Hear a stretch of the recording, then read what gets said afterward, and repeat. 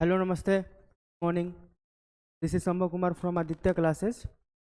जैसा कि हम लोगों ने 10th क्लास का जियोग्राफी का 2 चैप्टर ऑलरेडी कर लिया है, जो कि एक रिसोर्सेस था।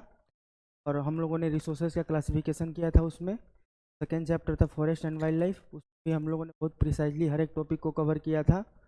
और ये थर्ड चैप्टर जो है वो वाटर रिसोर्सेज से डील करता है। वाटर रिसोर्स में हम लोग बेसिकली एक छोटा सा आपको ब्रीफ दे देते हैं कि हम लोग को पढ़ना क्या क्या है। पहले देखना है कि availability of water resources India में क्या उसका अभी पोजीशन है। उसके बाद रीज़न क्या है कि जो वाटर का जो स्कैसिटी हो जा रहा है, वाटर का शॉर्टेज हो जा रहा है। रीजन पे हम लोग बात करेंगे। उसके बाद मल्टीपल हम लोग के कंजर्वेशन पे बात करेंगे, और उसका मैनेजमेंट करने के लिए क्या क्या किया गया है पे हम लोग बहुत अच्छे से बात करेंगे इस पर्टिकुलर चैप्टर में। तो वाटर रिसोर्सेज के सबसे पहले आपको हम बता देते हैं कि ये जो पूरा वर्ल्ड है, पूरा वर्ल्ड में ऑलमोस्ट 71% जो वाटर अवेलेबल है।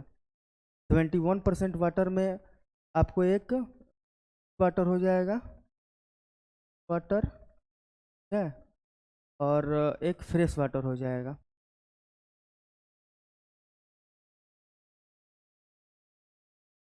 फ्रेश वाटर की वाटर ऑलमोस्ट 6.5% है। ठीक है, इस 71% का 96.5% है। और फ्रेश वाटर है ऑलमोस्ट ऑलमोस्ट आप 3% मान के चलिए। आपको उतना प्रिसाइजली नहीं पढ़ना है, या 2.5, कोई बुक 2.5 बोलता है, कोई बुक 2.8 बोलता है। और इस फ्रेश वाटर जो है, इसमें से भी इस 3% का भी जो 70% जो पानी है वो आइस कैप और ग्लेशियर में है। Ice cap and glacier. और और जो और जो 30% का 3% का जो 70% है आइस कैप एंड ग्लेशियर में है। और जो 30% वाटर है वो आपको ग्राउंड वाटर में दिखेगा। और ग्राउंड वाटर आपको दिखेगा इसमें। ठीक है, ये एक बेसिक सा हम लोग को पता चल गया कि भाई हमारे यहाँ इतना वाटर है। इन वाटर में भी जो वाटर है कहाँ कहाँ पे प्रेजेंट है। एक हो गया आपका सी वाटर, हो गया एक फ्रेश वाटर हो गया। फ्रेश वाटर में भी जो वाटर है का भी फ्रेश वाटर का जो वाटर है 70% आइस कैप एंड ग्लेशियर में है। और जो 30% है वो ग्राउंड वाटर में है। ठीक है, तो हम लोग क्या करते आए हैं शुरू से इस पूरे थ्रू आउट द सिलेबस। हम लोगों ने क्या किया है, फर्स्ट चैप्टर में हम लोगों ने रिसोर्सेज पढ़ा।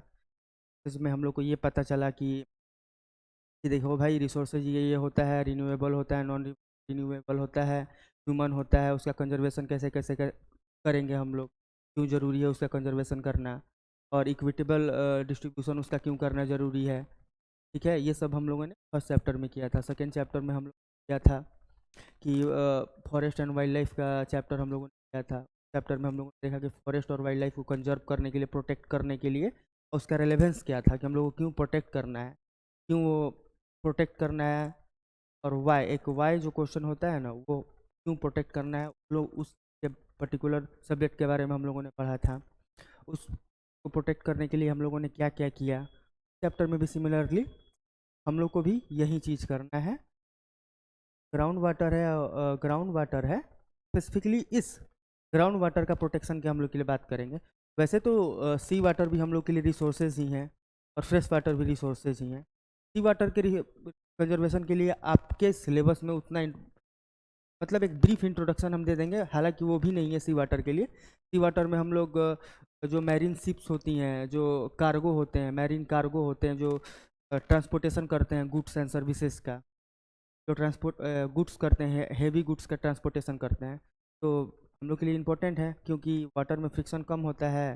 तो हम लोग के लिए जो भी ट्रांसपोर्टेशन कॉस्ट आता है वो बहुत ही चीप आता है एज कम्पेयर टू रोड और एयर ट्रांसपोर्टेशन।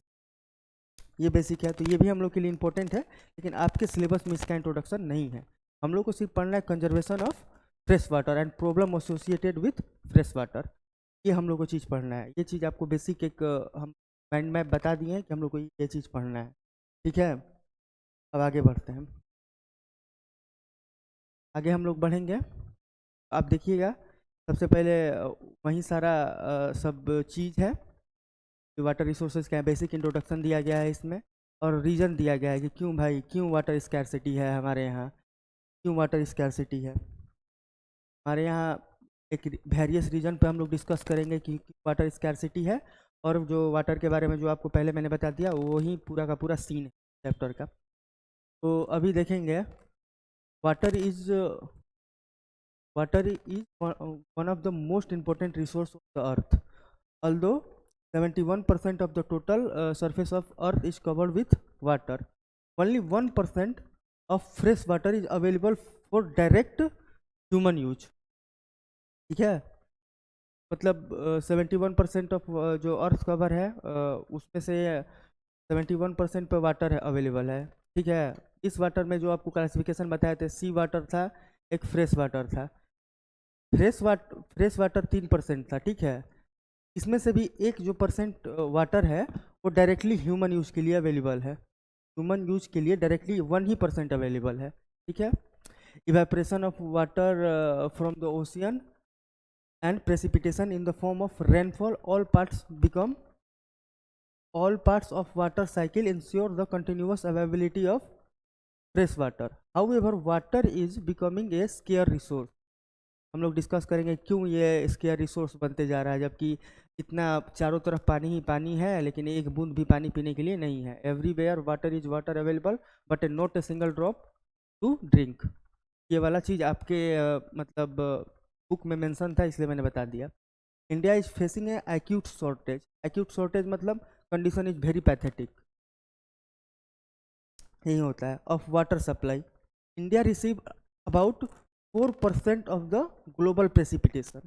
मान लीजिए पूरा वर्ल्ड है, वर्ल्ड में जितना प्रेसिपिटेशन होता है उसका 4% इंडिया में होता है।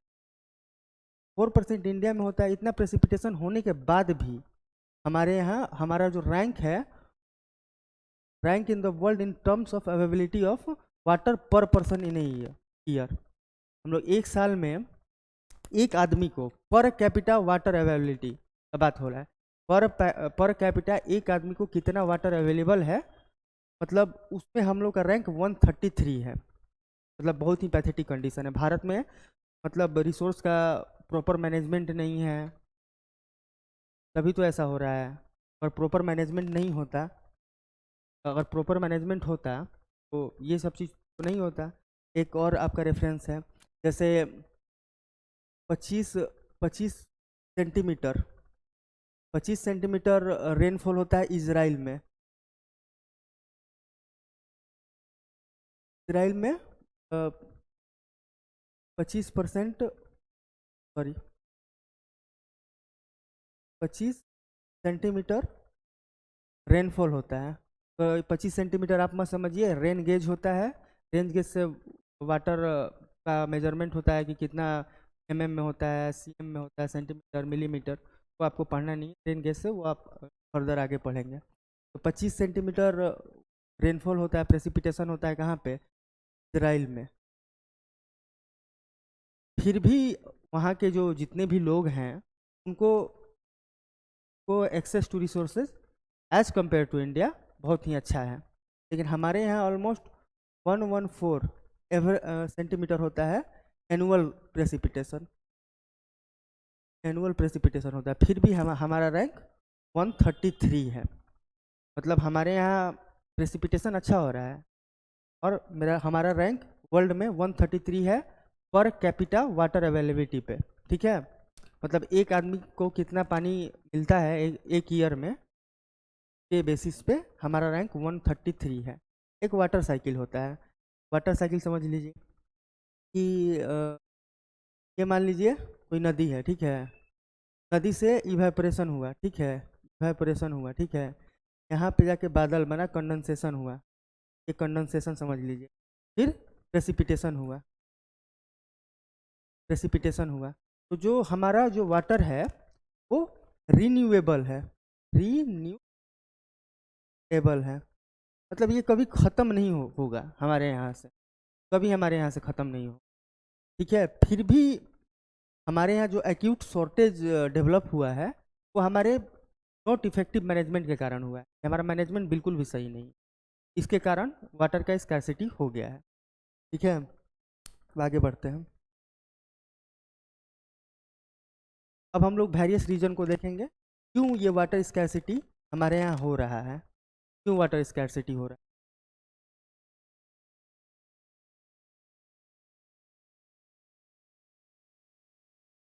एक तो उसका रीजन है ग्रोइंग पॉपुलेशन।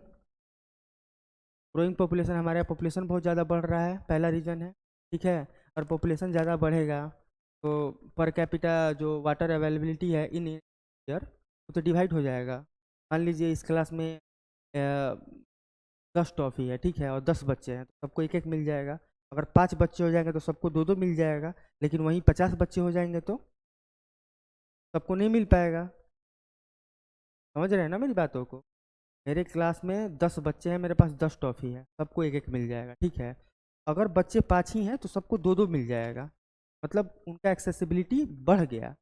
और उनका जो क्वालिटी है कि नहीं ठीक है, मतलब हमको एक टॉफ़ी मिल रहा था पहले, अब तो हमको दो मिल रहा है, क्योंकि पॉपुलेशन कम हो गया तो हमको ज़्यादा मिल रहा है। और पॉपुलेशन 10 से 50 हो गया, हमारे पास टॉफ़ी ही 10 है, तो फर्दर मतलब सबको मिलेगा तो एक टॉफ़ी को तोड़ तोड़ के करेंगे तब तो सबको मिलेगा, मतलब सबको बहुत छोटा छोटा शेयर मिलेगा रिसोर्स का। अगर हम टॉफ़ी को एक रिसोर्स माने, छोटा छोटा शेयर सबको डिस्ट्रीब्यूट किया जाएगा। ठीक है, ये वाला ग्रोइंग पॉपुलेशन का कॉन्सिक्वेंस। अब देखिए, to provide food resource for such a vast population, water resource are over used to irrigate agricultural field. Indiscriminate use of wells and tubes wells has led to a considerable decline in the water table. देखिए क्या होता है, agricultural field का जो agricultural field का जो irrigation होता है, बेसिकली या तो फ्रेश वाटर के सोर्स से ही होता है, या तो रिवर से होगा, या तो पॉन्ड से होगा, या तो किसी कैनाल से होगा। ठीक है, कैनाल से होगा। अगर हमारा पॉपुलेशन बढ़ रहा है तो फूड रिसोर्सेज भी तो बढ़ने बढ़ने चाहिए। अगर मान लीजिए आपके घर में सिर्फ आपके मम्मी पापा थे, ठीक है, आपके मम्मी पापा का शादी हुआ था तो दो लोग थे आपके घर में, ठीक, दो लोग घर में थे तो दो लोग के अकॉर्डिंग खाना लेके आते होंगे। जब आप लोग का बर्थ हुआ होगा उसके बाद तो आप लोग के लिए तो जब पहले दो लोग के लिए खाना आता था, अब 3 4 जितने भी आपके घर में हो लोग के लिए खाना आएगा। ठीक है, तो आपके पास पहले पापा आपके 100 रुपये दो लोगों के लिए खर्च करते थे, हाइपोथेटिकल एग्जाम्पल दे रहे हैं, दो लोगों के लिए आपके पापा पहले 100 रुपये ही खर्च करते थे। अब जो है आप लोग 4 हो गए हैं, 5 हो गए, 6 हो गए, 10 हो गए, तो के अकॉर्डिंग ही तो पैसा खर्च होगा, यानी तो आपका इन्वेस्टमेंट है उस पर्टिकुलर फील्ड में वो डिवाइड हो जाएगा फर्दर, मतलब वो छोटा छोटा इन्वेस्टमेंट, तब आपका जो यूटिलाइजेशन हो ज़्यादा होने लगे। इसी तरीके से जो हमारा ग्रोइंग पॉपुलेशन है, इतना लोग हैं, 100 लगभग 140 करोड़ पॉपुलेशन है, उस पॉपुलेशन को फेड करने के लिए, लाने के लिए फूड का भी प्रिपरेशन हो। फूड भी तो चाहिए आपके यहाँ, आपके यहाँ फूड सेंस चाहिए, और भी मल्टीपल जो चीज़, हॉर्टिकल्चर आप देख लीजिए, कल्चर जो ये फल और सब्जी का खेती होता है वो पर्टिकुलर फील्ड एक देख लीजिए आप। और बस सारे लोगों को फेड करने के लिए, तो बेसिकली सारे लोग हैं देश में, पॉपुलेशन इतना ज़्यादा बढ़ चुका है, वो कर चुका है, इसलिए फूड भी ज़्यादा लगेगा। और फूड ज़्यादा लगेगा तो फूड तो एग्रीकल्चर करने से ही आएगा।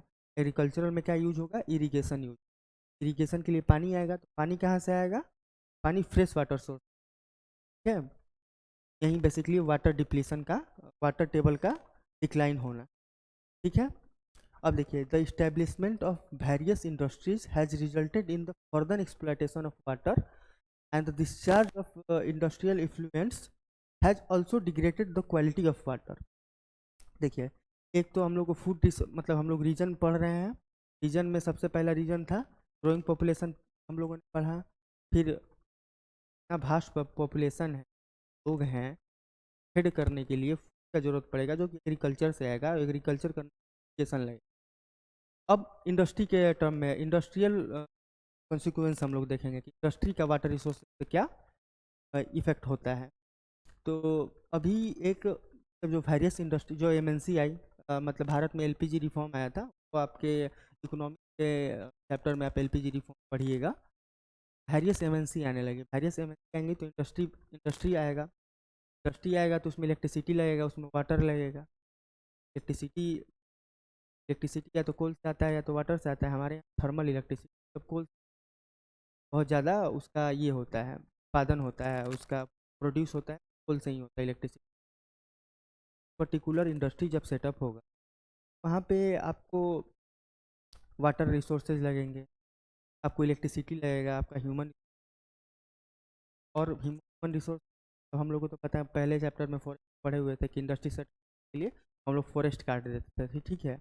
फॉरेस्ट जब काटते थे तो फॉरेस्ट का भी डिप्लीशन हो रहा था। देखिए ह्यूमैनिटी जो साइंस के सब्जेक्ट में आप एक चीज़ हमेशा दिमाग में बैठाए, ये मल्टी डायमेंशनल होता है। तब किसी एक चीज़ का इफेक्ट आपके इकोनॉमी पे भी पड़ेगा, आपके पॉलिटी पे भी पड़ेगा। पॉलिटी में भी देखिएगा कि आईपीआर आता है, ठीक है। आईपीआर मतलब इंडस्ट्रियल पॉलिसी रेजोल्यूशन आया था, मतलब आपको पढ़ना ही नहीं। मतलब पॉलिटी में भी इसका होता है और हिस्टोरिकल कॉन्सिक्वेंस भी होते हैं। हिस्ट्री में भी इसका बहुत अच्छे से इसका मेंशन हो। तो ये जो इंडस्ट्री है, इंडस्ट्री में वाटर यूज होगा वेरियस पर्पस के लिए, और जो वाटर यूज होगा उसको अगर डिस्चार्ज करेंगे, जो डिस्चार्ज वेस्ट होते हैं इंडस्ट्री के, वेस्ट में बाई कुछ बाई प्रोडक्ट आप ले लीजिए, जैसे आयरन इंडस्ट्री हो, आयरन इंडस्ट्री है, आयरन इंडस्ट्री मैग्नीज है, स्टील, फर्दर कैपिटल गुड बनाते हैं। इन सभी चीज़ों को बनाने में बाई प्रोडक्ट एक आता है कि जो उसका वेस्ट प्रोडक्ट है, ठीक है भाई, ये तो आयरन से हम लोग स्टील बना रहे थे, ये हो गया है, और जो चीज़ वेस्ट है यूजेबल नहीं है उसको डिस्चार्ज करे, वो पोल्यूशन काउज करता है वाटर में। वाटर पोल्यूशन का एक प्रोमिनेंट सोर्स है वो, ठीक है। तो वहीं इंडस्ट्रियल इफ्लुएंस होता है। पहली बात, जो क्वालिटी है वाटर का वो डिग्रेड कर देता है पोल्यूशन के कारण। इससे क्या क्या चीज़ इफेक्टेड होगा, जैसे जो मान लीजिए कोई इंडस्ट्री सेटअप हुआ है, यहाँ पे एक इंडस्ट्री है, ठीक है, ये अपना वेस्ट किया, और यहाँ पे कोई रिवर है, ठीक है, रिवर में आया, रिवर में मछली रह रही थी, मछली थी, एक्वेटिक एनिमल थे, जो कि हमारे हमारे लिए एक रिसोर्स भी है, क्योंकि हम लोग मछली को कंज्यूम करते हैं, मछली बेचते हैं डिफरेंट लोगों के लिए।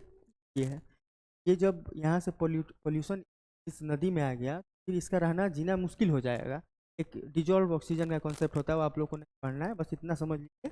यहाँ से इंडस्ट्रियल एफ्लुएंट आया, पानी में गया और मछली को इफेक्ट कर दिया, तो मछली अब वहाँ से माइग्रेट कर जाएगी, या तो वो लोग का डेथ हो जाएगा। तो हमारा किस मतलब हमारा मल्टीपल सोर्स से हमको घाटा है इस पर्टिकुलर इंडस्ट्रियल सेटअप से, ठीक है।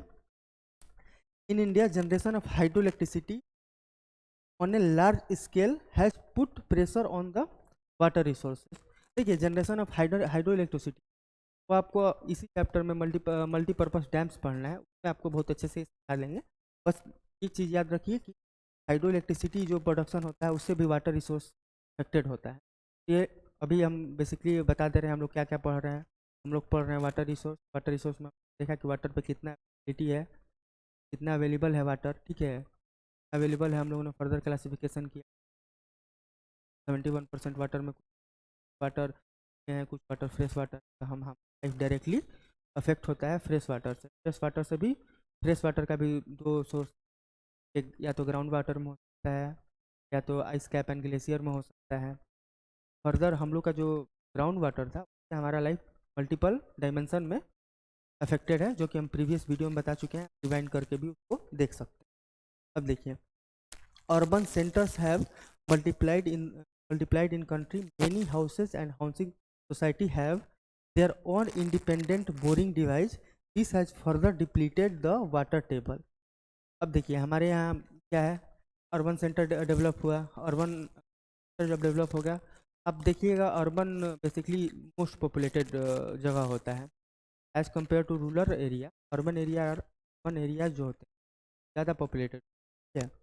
वो क्यों होते हैं ये आपको पढ़ना भी है फर्दर। अभी आपको बेसिक बेटर जॉब अपॉर्चुनिटी के लिए, बेहतर हेल्थ के पटना के पढ़ते होंगे या दिल्ली जाके पढ़ते, तो एजुकेशन पर्पज से लोग माइग्रेट करते हैं, क्योंकि अदर एरिया में वैसा सब क्या होता है, ऐसा नहीं अवेलेबल होता है रूरल एरिया में। अर्बन एरिया में बेटर होता है। इसलिए अर्बन एरिया में जो पॉपुलेशन बढ़ेगा तो ऑब्वियस सी बात है वाटर का नीड बढ़ेगा, तो अपना अलग अलग ट्यूबवेल लगा लेते हैं, बोरिंग बोरिंग डिवाइस है जो मोटर बोलते हैं या सबमर्सिबल पंप आप बोल सकते हैं हम लोग लोकल लैंग्वेज में। सबका अपना अलग अलग होता है और हम डिस्क्रिमिनेट यूज करते हैं मतलब का। अरे मोटर चला दिए हैं, पानी जा रहा है, पानी सब पानी का भर रहा है, भर के गिर भी रहा है, फिर भी हम लोग बंद नहीं कर, मतलब हम लोग बाथिंग पर्पज से एक एक बकेट में हम लोग अच्छे से बात कर सकते हैं। फर्दर उस नल होता है उसको खोल के छोड़ देते हैं, पानी बहते रहता है। डिस्क्रिमिनेट, ठीक है। यही बता रहा है कि किस तरीके से अर्बन सेक्टर में, हर एक अर्बन सेक्टर में पॉपुलेशन बढ़ घर हुए अपने, सब अपने घर में अलग लगाया। फर्दर डिस्क्रिमिनेट किया जो कि वाटर लेवल जो डिप्लीट होता है, मतलब डिप्लीट हो गया। और अब फर्दर आप पढ़िएगा जब ग्राउंड वाटर लेवल जो डिप्लीट होता है वैसे फर्दर पोल्यूटेड होने लगता है। ये आपको अभी पढ़ना ही नहीं, बस बेसिक्स ही बता दिए कि आप ग्राउंड लेवल वाटर टेबल जो होता है वो नीचे जाता जाएगा। मान लीजिए आपको एक एग्जांपल दे देते हैं यहाँ पे। तो मान लीजिए वाटर लेवल है, ठीक है, ये लैंड है, ठीक है, ये हमारा वाटर लेवल है, ठीक है। यहाँ पे पॉपुलेशन पॉपुलेशन बढ़ गया, ठीक है, तो वाटर लेवल जो फर्दर डिक्रीज हो गया इस वाले यहाँ पे आ जाएगा। जब वाटर लेवल डिक्रीज होता है तो के साथ जो डिजॉल्व मिनरल्स होते हैं उसमें हेवी मेटल डिजॉल्व मिनरल्स होते हैं, जैसे डिजॉल्व जो मिनरल होते हैं वो हेवी मेटल हो जाते हैं। हेवी मेटल्स होते हैं। हेवी मेटल जितना भी वाटर टेबल नीचे चला जाएगा इसका हेवी मेटल्स का जो कंसंट्रेशन है वो बढ़ता चला जाएगा, जो कि ह्यूमन के लिए बहुत ही अच्छा नहीं हो, ठीक है। उसमें से एक आर्सेनिक, आप मर्क्यूरी मर्क्यूरी बोल सकते हैं, लेकिन पढ़ना नहीं है, टेंशन है, वो बता दिया जस्ट फ्लो में, थोड़ा सा समझ जाइए ताकि आपको कभी फर्दर फ्यूचर।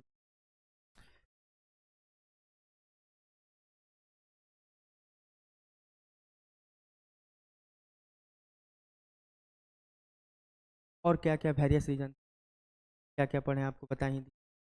वाटर रिसोर्सेज पढ़ रहे हैं, ठीक है, वाटर रिसोर्सेज देखा कि कितना बाद हमारे यहाँ शॉर्टेज है, हमारे और मैनेजमेंट नहीं है, जिसके कारण पर कैपिटा जो वाटर अवेलेबल है पर पर्सन बहुत ही कम है कंपेयर टू डिफरेंट कंट्री के लिए। पढ़ना है, पहले रीजन देखना है कि भाई डिप्लीशन डिप्लीशन और वाई फाइंड करेंगे तभी तो हम जाएंगे, ठीक। तो अभी देखिए in India many places or regions may have sufficient water resource but may still suffer from water scarcity, ठीक है।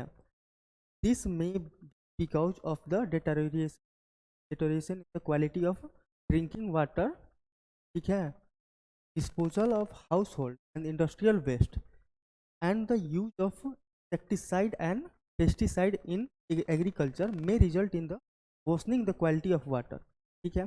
हम लोगों ने देखा कि around 2.5 to 3% ground water available है, ठीक है, ग्राउंड वाटर अवेलेबल है, जिसमें से ओनली 1% जो वाटर है वो ह्यूमन कुछ कर सकता है डायरेक्टली। हम लोग को क्लास के स्टार्टिंग के पीपीटी में बताया था, ठीक है। भाई 3% वाटर है तो फर्दर डिप्लीट क्यों हो रहा है, ये तो डिप्लीट होने का वेरियस रीज़न हो सकता है, ठीक है। और जो डिटेरियोरेशन हो रहा है वो डिस्पोजल ऑफ हाउस होल्ड के कारण हो रहा है। डिस्पोजल देखिए बेसिकली हमारे यहाँ दो डस्टबिन होते हैं, ग्रीन ब्लू डस्टबिन होते हैं, उसमें आपको तो हर एक जगह लिखा रहता है कि ये सूखा कचरा गीला कचरा के लिए, ठीक है। तो हम लोग क्या करते हैं, हम लोग आप खुद देखिए अपने घर में क्या जो वेस्ट होता है उसी जगह डिस्पोज करते हैं जहाँ पर डिस्पोज करना करते हैं, क्या करते हैं, बहवा दो, रैपर खाया, रैपर नाली में फेंक दिया, घर का कोई वेस्ट हुआ डायरेक्ट नाली में जाता है आपके नाली और सोर्स में, ठीक है। तो रिवर क्या है, एक फ्रेश वाटर, रिवर में मछलियाँ रहती, तो पीपल आपको people theory people multi facet जो अप्रोच होता है कारण बताया कि आपको किस तरीके से मल्टीपल डायमेंशन में वाटर स्कैरसिटी का कॉन्सिक्वेंस देखना पड़ता है। फिर इंडस्ट्रियल वेस्ट के बारे में आपको बता दिया था। इंडस्ट्री सेटअप होता है, इंडस्ट्री में water, electric, multiple land, labour, जो फैक्टर्स ऑफ में पढ़े होंगे, डिफरेंट फैक्टर्स ऑफ लगेंगे, ठीक। वाटर भी एलिमेंट होता है। वाटर वाटर यूज होने के बाद किस पाइप, उसके पाइप प्रोडक्ट के साथ जब डिस्चार्ज होगा, फर्दर वाटर रिसोर्स हीट होंगे का डेटा रही, ठीक है। और द यूज ऑफ इंसेक्टिसाइड और पेस्टिसाइड, ठीक है, इन एग्रीकल्चर। लोग एग्रीकल्चर करते हैं तो आपको पता ही होगा, एक ट्रेडिशनल फार्मिंग हमारा था जो कि ऑर्गेनिक फार्मिंग था, हम लोग करते थे। लेकिन नहीं, हमारा पॉपुलेशन बहुत ज़्यादा इंक्रीज, और अगर हम ऑर्गेनिक फार्मिंग करते हैं तो उस प्रोडक्शन से हम अपने पॉपुलेशन को नहीं कर सकते।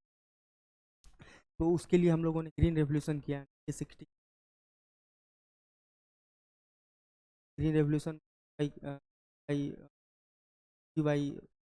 High yield variety, high yield variety seed use किए, ठीक है। High yield variety seed use करने के लिए कुछ हाईली मैकेनाइज्ड हम लोग मशीन लेके आए, और कुछ साइंटिफिक मेथड लेके आए कि नहीं भाई, वो फर्टिलाइज़र डालना है, पेस्टिसाइड डालना है, साइड डालना है, क्योंकि प्रोडक्शन हमारा बढ़े। ये हाई यील्ड वैरायटी कुछ नहीं होता है, जेनेटिकल मॉडिफिकेशन होता है किसी से, वो आपको बाद में पढ़ना है होता है इस तरीके से डाल के। और जैसे मान लीजिए एक मैंगो है, ठीक है, मैंगो में एक गुठली होता है, मैंगो का बेसिकली सीड है जो गुठली होता है। तो मान लीजिए एक मैंगो जिसमें गुठली बहुत बड़ा है, और उसमें टेस्टा होता है, टेस्टा, जो मैंगो का ईटेबल पार्ट होता है उसको टेस्टा हम लोग बोलते हैं। टेस्टा होता है वो बहुत ही कम है, और मैंगो का जो गुठली है, जो सीड है मैंगो, वो बहुत ही बड़ा है। तो हम लोग ऐसा जीन में मॉडिफिकेशन कर देंगे, तो वो जो जेनेटिकली इंफॉर्मेशन लेके जाएगा, और जीन में मॉडिफिकेशन होने के कारण उसके पास इंफॉर्मेशन हम लोग ये इरेज कर दिए कि ये इरेज कर दिए, तुम ज़्यादा बनाना है, ये पुट कर दिए उसमें बनाना है, और टेस्टा वाला जो पार्ट होता है, जो ईटेबल पार्ट होता है, ज़्यादा बनाना है। तो यही जेनेटिकल मॉडिफिकेशन होता है। तो ये एच वाई भी high yield variety seed, fertiliser use, pesticide use किए, इंसेक्टिसाइड यूज किए, वीडिसाइड यूज किए। इन सब यूज करने के कारण जो हम लोग वाटर, फिर बेटर इरिगेशन फैसिलिटी होता है हाई प्रोडक्शन करने के लिए in a particular land, fixed land. जैसे हम लोग पता ही है कि हमारे पास लैंड रिसोर्स भी फिक्स्ड है, और जितना चीज़ सस्टेन करना है इसी इवन लैंड रिसोर्स पे करना है, ठीक। तो ये जो, ठीक है, ये सब तो बात कर लिए। तो इंसेक्टिसाइड और पेस्टिसाइड जो होता है, और वीडिसाइड होता है, किस तरीके से वाटर का डिटेरिएट कर रहा है। तो ये है कि जब अगर हम एग्रीकल्चर करते हैं, फिर उसमें इरिगेशन करते हैं, इरिगेशन से रन ऑफ होता है वाटर का फिर से उसी पॉन्ड में, ठीक है, उसी पॉन्ड में होता है, तो उसके साथ जो इंसेक्टिसाइड और पेस्टिसाइड होता है वाटर में आ जाता है, जो उस वाटर में रहने वाले एक्वेटिक लाइफ के लिए बिल्कुल सही, हमारे लिए भी सही नहीं। इस तरीके से आप बहुत लोगों से खाना खराब हो गया, कंज्यूम करने लायक नहीं है। आजकल लोग जल्दी बूढ़े हो जा रहे हैं, आप देखिएगा कि 25-30 साल के लोग हार्ट अटैक से मर जा रहे हैं। तो मतलब बैड फूड हैबिट के कारण भी हो रहा है। हमें इंसेक्टिसाइड और पेस्टिसाइड यूज के कारण हमारा फूड प्रोडक्ट भी खराब हुआ, और हमारा वाटर रिसोर्स। चलिए, ये तो वेरियस रीजन पे आज हम लोगों ने बात किया, ठीक है। कल इसको मैनेजमेंट करने पर हम लोग बात करेंगे। हमारे साथ बने रहिए, और मिलते हैं इसी चैप्टर के नेक्स्ट पार्ट। Thank you.